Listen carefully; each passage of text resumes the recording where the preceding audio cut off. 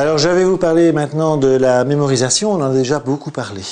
Concrètement, je vous ai déjà dit que le fait de se poser des questions permettait de retenir.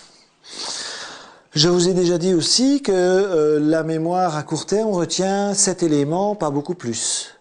Dans les formations que je donne aux étudiants, je leur montre à un certain moment 12 mots, et je leur demande d'essayer de les retenir en 30 secondes. Je leur montre pendant 30 secondes, après je les cache, et après je leur demande de les restituer sur la feuille. Et en général, ils m'en sortent 6, 7, 8. La mémoire à court terme.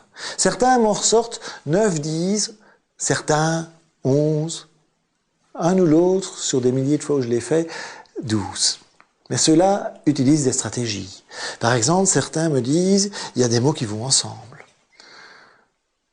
D'autres me disent, moi monsieur, j'ai vu qu'il y avait tel nombre de mots qui commençaient par telle lettre, mais tel autre par telle autre lettre. Il y en a qui me disent, moi monsieur, j'ai vu tel mot à côté de tel autre mot, et là c'était le mot chat, et moi j'ai vu mon chat. Dans leur tête, ils avaient visualisé leur chat. Ça, ce sont des stratégies de mémorisation. Après, je recommence l'exercice avec les mêmes 12 mots. Il y a juste une petite chose qui change. L'ordre des mots. Les mots sont regroupés sur 4 lignes de 3 mots.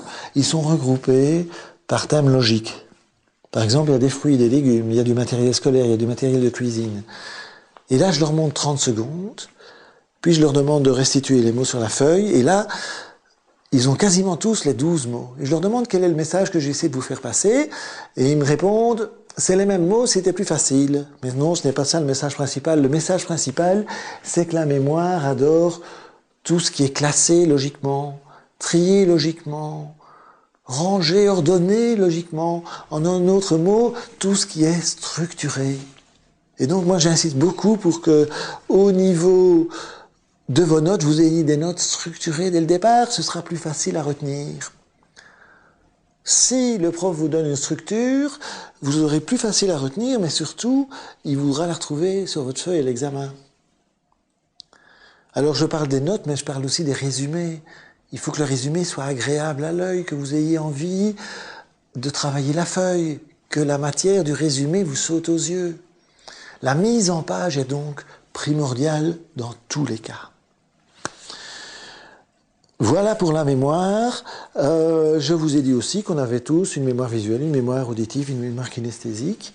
Autant les utiliser toutes les trois. Une autre chose que je vous ai déjà dite aussi, c'est que la mémoire à long terme requiert en général 6 passages sur la matière, ce qui n'est pas négligeable. Alors voilà pour la mémorisation.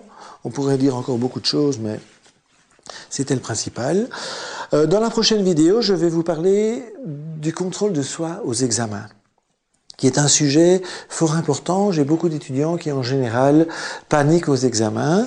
Et je vais donc vous expliquer comment ne pas paniquer, comment être serein et obtenir le résultat maximal à votre examen. À tout de suite.